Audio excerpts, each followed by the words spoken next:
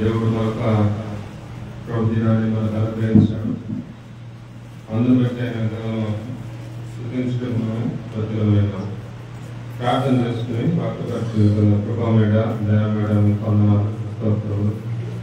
స్తోత్రాలుడు పూజారుడు నమ్మదగిన దేవుడు నమ్మకమైన దేవుడు అని స్తుతిస్తున్నాను. పాపులము దౌర్భాగ్యులను ప్రభువానికి ఎందుకు తెలియదు ప్రభువా, మా పాప భారము ప్రజలను తెలుసుకొని మా శ్రమను శ్రమించు. మా కోసమే పరిశుద్ధ రత్నం కార్యక్రమాన్ని పవిత్రపరచు. మా ఆయుష్ను పొడిగించి చదువులే కదా మేము స్థితించి ఆరాధించలేదు. మీ లేఖనం ద్వారా మీ ప్రవక్తల పలికిన ప్రకారంగా మీ సజీవునామని స్థితించుకుంటూ ఈ నేను మా సజీవులకు నిలిచిన గొప్ప కాపరి, మంచి కాపరి, ఆత్మ కాపరి మీకు అనుమానిస్తుంటారు. దాస్తున్న సమయం గురించి మీ బిడ్డలతో మీరు మాట్లాడిన మాటలు బట్టి మీకు వందనాలు ప్రభు. ఆ సమయాన్ని పొందిగా సద్వినియోగం చేసుకుని ఆ జ్ఞానం కలిగి మీ వాక్యాన్ని కృపను అనుగ్రహించడం మీకు వందనాలు.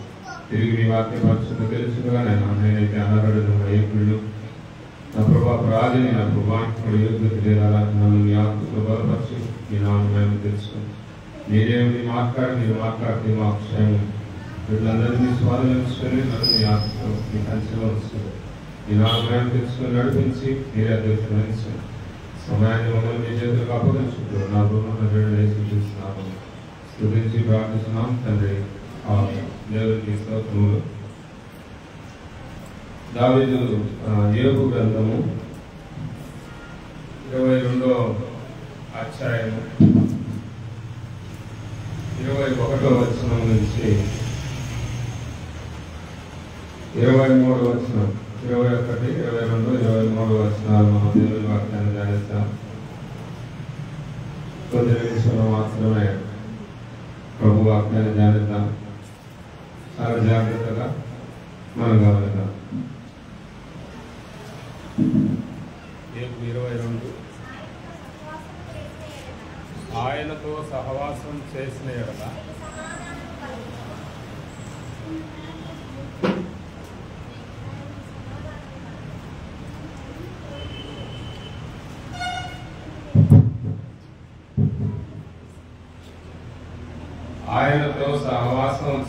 ఎడల నీకు సమాధానము కలుగును, అలాగున నీకు మేలు కలుగును. ఆయన మొదటి ఉపదేశము అవలంబించును, ఆయన మాటలను నీ హృదయంలో ఉంచుకును. సర్వశక్తిని వైపు నీవు తిరిగిన ఎడల నీ గుడారములో నుండి దుర్మార్గమును దూరముగా తొలగించిన ఎడల నీవు అభివృద్ధి పొందెదవు. దేవునికి స్తోత్రం. ఎన్ని మాటలు వచ్చాయమ్మా? 1 సమాధానం, 2 మేలు, 3 ఏమొచ్చిందమ్మా? అభివృద్ధి కదమ్మా. మొట్టమొదటిగా సమాధానం, రెండవ విషయం చూస్తే మేలు కలుగుతుంది, మూడో మాట ఏమవుతుందంటే అభివృద్ధి పొందుతా. ఇవి చాలా ప్రాముఖ్యమైనటువంటి విషయాలు. మానవుని యొక్క జీవితము కొనసాగాలి ఈ లోకంలో అంటే ఏముండాలంట? మొట్టమొదటి ఏముండమ్మా? సమాధానం ఉండాలి.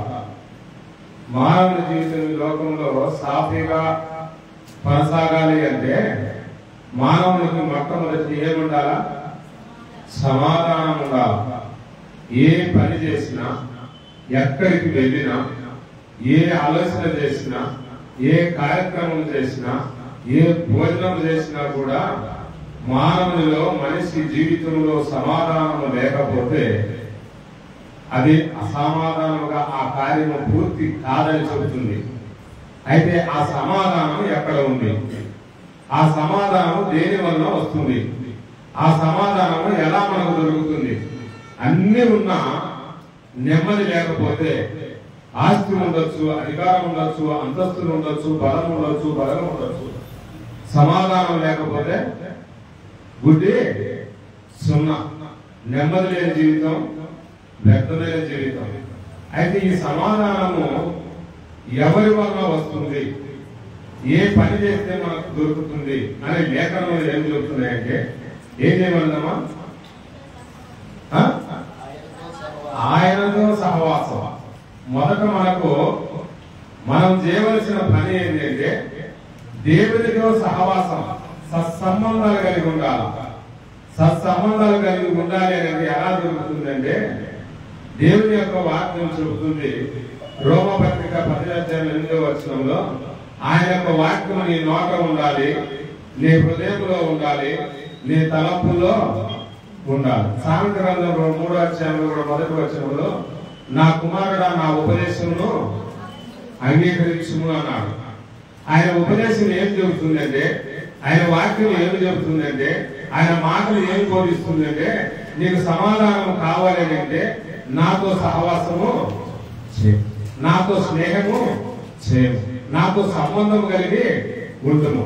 ఆ సంబంధం, ఆయన సంబంధం ఎలాంటిది అంటే దావీదు కీర్తనలు 1:1 దుష్టుల ఆలోచన చొప్పున నడవక, పాపుల మార్గంలో నిలవక, అపహాస్యులు కూర్చున్న చోటను కూర్చుండక, యెహోవా ధర్మశాస్త్రము దివారాత్రములు ధ్యానించేవాడు ధన్యుడు అన్నాడు. ధన్యుడు అంటే ఆనందము, సంతోషము, సమాధానము ఉంటుంది. అంటే ఆయన పైన చెప్పిన మాటలు మనం ఏం చేయాలంటే మన జీవితంలోనికి రానియకుండా కింద చెప్పిన 2వ వచనంలోనికి మనం కొనసాగినట్లయితే మనకు సమాధానము దొరుకుతుందని దేవుని వాక్యం చెప్తుంది.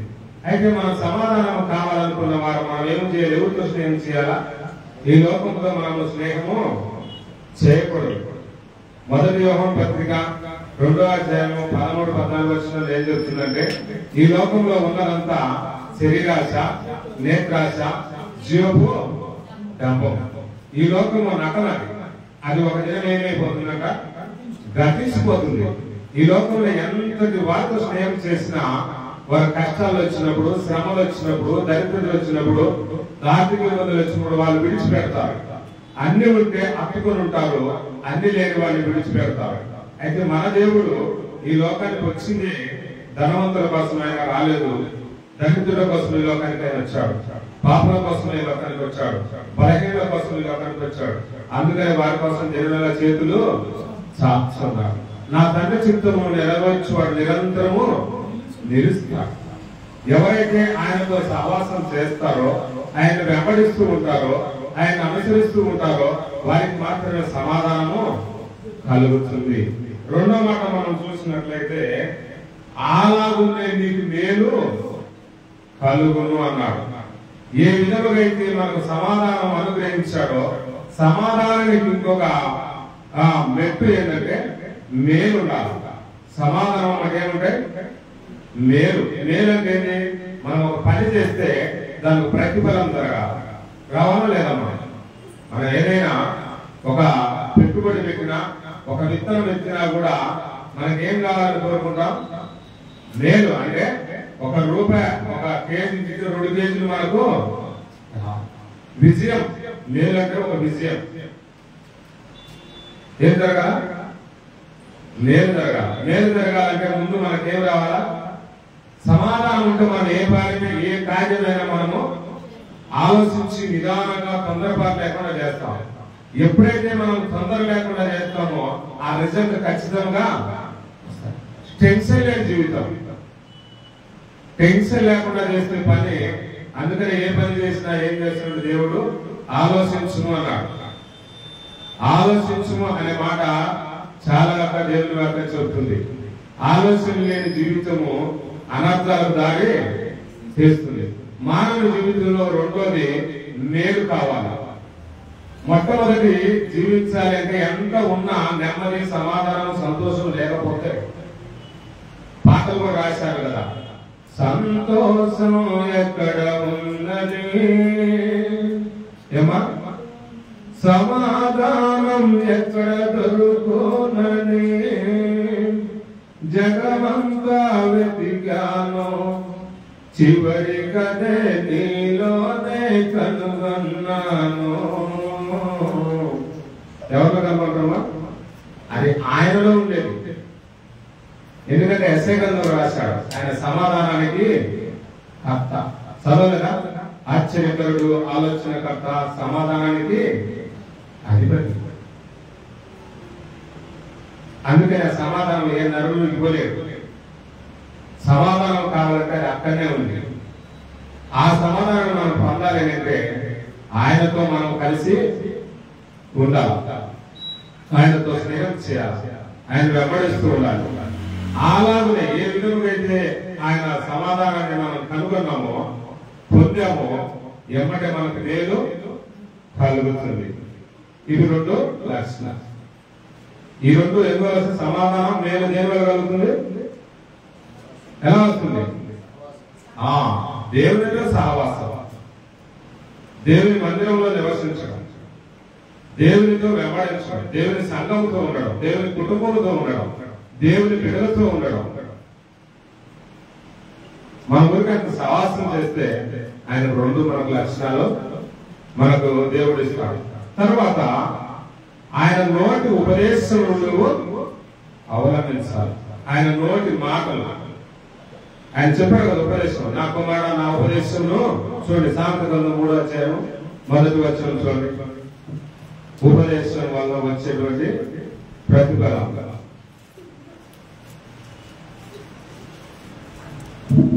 చూడండి, నా కుమారుడా నా ఉపదేశంలో మరొకము, నా ఆజ్ఞలు హృదయపూర్వకంగా గైకొనుము, అవి దీర్ఘాయును సుఖజీవముతో సంవత్సరమును శాంతిని నీకు కలగజేయు. ఆయన నోటి మాటలు, ఆయన ఉపదేశంలో ఏమేమి కలగజేస్తాయంట? ఒకటి దీర్ఘాయువు ఇస్తుందంట, ఒకటి సుఖజీవం. సుఖం లేని జీవితము వ్యర్థమైన జీవితం. సుఖం లేకపోతే అందులో నాకు నిద్రే రావడం లేదు, ఎంత పని చేసినా, ఎక్కడికి వెళ్ళినా, ఎంత ప్రేమించినా కూడా నాకు నెమ్మది లేదు. ఎందుకంటే దేవుని మాటలు, దేవుని ఉపదేశాన్ని మనము అవలంబించలే, అంటే అనుసరించలేదు, ఆయన మాటకు లోబడలేదు, ఆయన ఆజ్ఞలు మనము గైకొనడు. ఒకసారి గైకొని చూడు, నా కుమారుడా నా ఉపదేశమును మరొకము, నా ఆజ్ఞలు హృదయపూర్వకంగా గైకొనుము అన్నాడు. ఇక్కడ కూడా ఏమన్నాడు? ఆయన 22వ వచనంలో ఆయన నోటి ఉపదేశం అవలంబించుము, ఆయన మాటలు నీ హృదయంలో హృదయపూర్వకంగా గైకొనాలి. ఆ మాటలు అక్కడనే ఉంచాలి. ఎక్కడ ఉంచాలా? హృదయంలో ఉంచాలి. హృదయపూర్వకంగా గైకొనాలి. మన హృదయాన్ని ఆయన మా ఉపదేశానికి భద్రంగా బంధించాలి. ఆ మాటలు హృదయంలో నుంచి పోకుండా మనం ఏం చేయాలి? భద్రపరచుకోవాలి, కాపాడుకోవాలి. మనం ఒక పైసలు జోలు పెట్టుకుంటే మనం వాటిని ఏం చేస్తామా? భద్రపరచుకుంటాం. జిప్పు ఉంటే జిప్పు పెట్టుకుంటాం, కవర్ ఉంటే కవర్ పెట్టుకుంటాం, మాట చెక్ చేస్తామా? అట్లనే దేవుని మాటలు మన హృదయంలో గైకొన్న తర్వాత వాటిని పోకుండా వాటి ప్రకారంగా మనం జీవించినట్లయితే సర్వశక్తుని ఎడల నీవు తిరిగిన ఎడల, సర్వశక్తుని వైపు మనము తిరిగిన ఎడల ఏం జరుగుతుందట? నీ గుడారంలో నుండి దుర్మార్గమును దూరంగా తొలగించిన ఎడల నువ్వు అభివృద్ధి ఉరికనే ఎంత పని చేసినా మనం కలిసి రావడం. కొంతమంది ఎంత పరిచయం సేవ చేసినా కూడా ఆ సేవ అక్కడనే ఉంటుంది, ఫలించదు, విస్తరించదు కదమ్మా. అంటున్నా ఒక వ్యవసాయం ఎన్ని పొలాలు ఎన్నిసార్లు వేసినా కూడా పెట్టుబడి పోతుంది, కానీ మనకేం ఫలితం రావడం.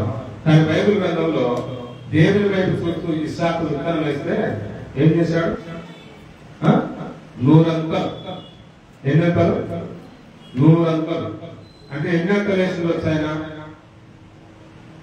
ఏమా ఎన్ని అంతలు వేసిండొచ్చు? 100 అంతలు లేదు బైబిల్లో. 100 అంతలు ఎందుకు? కానీ లాస్ట్ స్టేజ్ అదే దీవెన.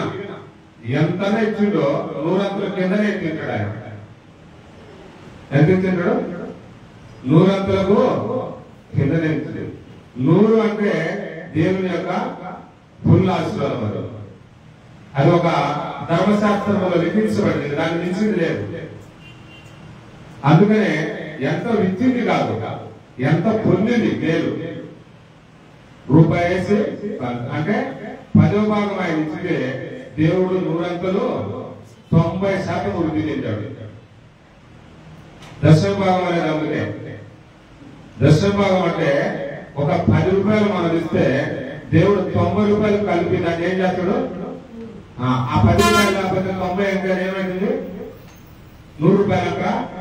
అది పాత జీవితం.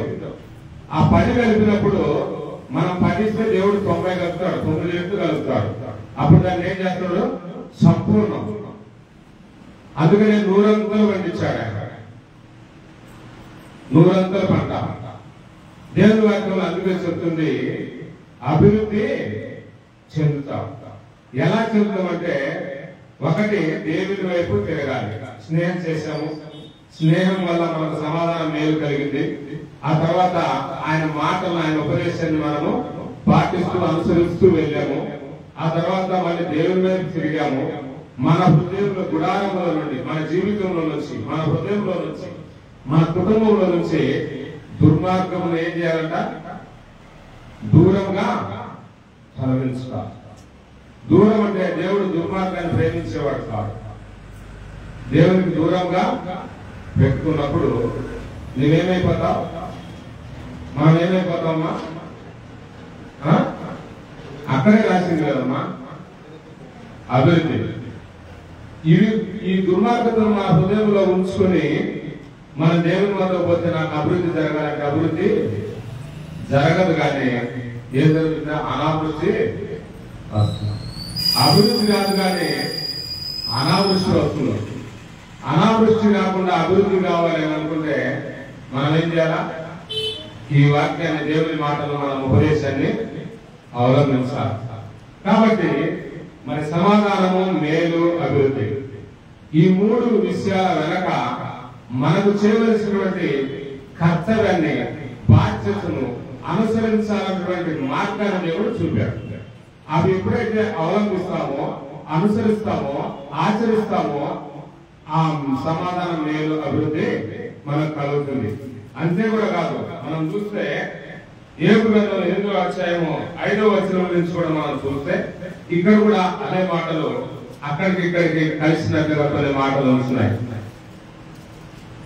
8వ అధ్యాయము 5వ వచనం నుంచి మనం చూస్తే 5, 7వ వచనం వరకు మనం చూద్దాం. నేను జాగ్రత్తగా దేవుని వెతకని ఎడల సర్వశక్తుడు దేవుని బతిమాలుకునే ఎడల నీవు పవిత్రుడవై యథార్థవంతుడైన ఎడల నిశ్చయముగా ఆయన నీయందు శ్రద్ధ నిలిపి నీ నీతికి తగినట్టుగా నీ నివాస స్థలమును వర్ధనవేయును. ఎవరి తగ్గట్టుగా మన జీవితాన్ని, మన కుటుంబాన్ని వర్ధన చేస్తాడు? ఏమ్మా? ఎలా వర్ధిల్లుతాం? ఎలా అభివృద్ధిలోకి వెళ్తాం? ఎలా సమాధానం వస్తుంది? ఎలా మేలు జరుగుతుంది? ఎలా మనము విజయాన్ని పొందుతాం? ఎలా వస్తుంది? నీ నీతికి తగినట్టుగా, నీ భక్తికి తగినట్టుగా, నీ ప్రార్థనకు తగినట్టుగా, నీ విశ్వాసానికి తగినట్టుగా, నీ దేవుని యొక్క వాక్యాన్ని అనుసరించినట్లుగా, దేవునితో ఎలా సంబంధం కలిగినట్లుగా దానికి ప్రతిఫలం వస్తుంది. మనం రూపాయి పెడితే రూపాయికి రూపాయి వస్తుంది. కాబట్టి మనం రూపాయి పెట్టకుండా రూపాయి ఆశిస్తే రాదు. దేవుడు ఇక్కడ క్లియర్ గా రాశాడు. పైన ఏం చేసి నువ్వు జాగ్రత్తగా దేవుని ఏం చేయాలా? వెతకాలి. శ్రద్ధగా ఆయన బతిలాడాలి, ప్రార్థన చేయాలి. ఆయన వాక్యంలో ఏముందో మనం చదవాలి. వెతికి వెతికి వెతికి చదవాలి. శ్రద్ధగా వెనకడం అంటే దేవుని వాక్యాన్ని వెతుకులాడాలి. నేను ఎందుకు అభివృద్ధి చెందలేకపోతున్నా? ఎక్కడ తప్పిపోయా? దేవుని వాక్యం ఏం చెప్తుంది? దేవుని వాక్యం ఎక్కడ ఉంది? ఆ వాక్యం వెతికి, ఓహో ఇలా ఉంది కాబట్టి నేను దుష్టులతో సావాసం చేయొద్దన్నాడు, చేయబట్టి నేను అభివృద్ధి చేద్దాను. దుష్టులతో సావాసం విడిచి యెహోవా ధర్మశాస్త్రానుసారంగా మనం జీవించి మనం అభివృద్ధిగా చెందలేకపోతే మన దేవుని అడగచ్చు. అలా కాకుండా దేవుడు అందుకే అన్నాడు, నీ నీతికి తగినట్టుగా నువ్వేమి ఇచ్చినవో అదే నువ్వు ఎవరి క్రియల ఫలితం వారికి దేవుడు ఇస్తాడు. నీ నీతికి తగినట్టుగా, నీ భక్తికి తగినట్టుగా, నీ విశ్వాసానికి తగినట్టుగా దేవుడు ప్రతిఫలాన్ని దయచేస్తాడు. నీ నీతికి తగినట్టుగా నీ నివాస స్థలమును వర్ధిల్ల చేసినప్పుడు ఆయన కూడా ఏం చెప్పాడంట,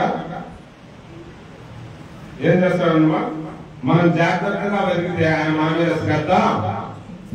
ఆనాడు నోహ కాలంలో దేవుడు ఆకాశం నుండి భూమిని చూసినప్పుడు భూమి అంతా చెడిపోయిందని. చెడిపోయినప్పుడు దేవుడు చాలా జాగ్రత్తగా వెతికింటాడు. ఎవరైనా నీతిమంతుడు ఇందులో ఉన్నాడేమో, నాతో సాహసం చేసే వ్యక్తి ఉన్నాడేమో, పొరపాటున అంత వెతకాల్సిన పని లేదు. దేవుడు కావాలంటే ఒకసారి ఆకాశం కలుగుగాక, భూమి కలుగుగాక, సూర్య నక్షత్రాలు కలుగుగాక అంటే మాట దాన్ని కలుగుతాయి, నాశనం కాదు. కానీ దేవుడు అక్కడ కూడా అన్ని పరిశీలించాడు, భూమిని పరిశీలించాడు, పరీక్షించాడు, వెతకాడు. నోహను కనుగొన్నాడు. నోహు జీవితం ఎలా ఉన్నదంట, ఆ తరంలో నోహు నీతిమంతుడిగా ఉన్నాడు, దేవునితో సహవాసం కలిగి ఉన్నాడు, దేవుని వెంబడిస్తూ ఉన్నాడు, దేవుని వాక్యాన్ని అనుసరిస్తూ ఉన్నాడు. కాబట్టి ఆ కుటుంబము రక్షించబడదు. అందుకని నోవాహు నీతికి తగ్గట్టునే నోహా కుటుంబం రక్షించబడింది. ఈనాడు మనకు కూడా దేవుని వాక్యం చెప్తుంది, నీ నీతికి తగినట్టుగా నీ నివాస స్థలమును వర్ధిల్లజేయును. అప్పుడు నీ స్థితి మొదట కొద్దిగా ఉంటే తుదకు నీవు మహాభివృద్ధి పొందుదు. ఇక్కడ అన్నాడు కదా, నీ గుడారంలో నుండి, నీ హృదయంలో నుండి, నీ కుటుంబంలో నుండి దుర్మార్గము దూరంగా తొలగించిన ఎడల నీవు అభివృద్ధి పొందుతావు. ఇక్కడ మహాభివృద్ధి. ఇంకా ఇప్పుడు మానవులు అదే కోరుకుంటారు, ఒక బిల్డింగ్ కడితే ఇంకొక బిల్డింగ్ కట్టాలి, ఒక ఉద్యోగం వస్తే దానికంటే ఇంకా పదోన్నతులు రావాలి, ఒక ముఖ్యమంత్రి ప్రధానమంత్రి కావాలి, ఒక టీచర్ హెచ్ఎం కావాలి అని కోరుకుంటారు. మహా అంటే వృద్ధి చెందడం, దినదినము కోరుకోవడం. కాబట్టి ఇవన్నీ మనకు దేవుడు వాక్యంలో ఏం చెప్పాడంటే, ఒకటి సమాధానం, రెండోది మేలు, మూడు అభివృద్ధి, నాలుగోది వర్ధిల్లడం, ఐదేమమ్మా మహాభివృద్ధి. ఎక్కడ అర్థం? మహాభివృద్ధిగా మనము 5 మాటలు ఏం చెప్తున్నాను, ముందల సంఘంలో 10,000 మాటలు బోధించిన కంటే అర్థమైన ఇతరులకు అర్థమైనంత ఎన్ని మాటలు కావాలా? 5 మాటలు. ఎక్కడుంది అది? బైబిల్లో బైబిల్ అంటే ఎక్కడుంది? మొదటి కొరింథీయులు 14:19 దేవుని వాక్యం మాట్లాడుతూ ఉంది. ఏం మాట్లాడుతుంది? 5 మాటలు. ఇప్పుడు మనం ఎన్ని మాటలు మాట్లాడుకున్నాం? 5 మాటలు. ఏమేమి మాటలే? సమాధానం, మేలు, అభివృద్ధి, వర్ధిల్లడం, మహాభివృద్ధి. అయితే మనం ఏం చేస్తే 5 మాటలు పొందుతాం? దేవునితో సహవాసం చేయడం, దేవుని ఉపదేశాన్ని అవలంబించడం, మన హృదయం నుండి దుర్మార్గం దూరపరచుకోవడం, జాగ్రత్తగా దేవుని వెతకడం, శ్రద్ధ కలిగి ఆయన బ్రతికిలాడడం. ఈ 5 మనం చేస్తే దేవుడు మనకేమిస్తున్నాడు? 5 ఆశీర్వాదాలు దేవుడు మనకు దయచేస్తాడు. మరి అలా పాటిద్దామా? దేవునితో సాహసం చేసి కలిగి ఉందాం. ఏమా? దేవుని ఉపదేశాన్ని మనము అవలంబిద్దాం.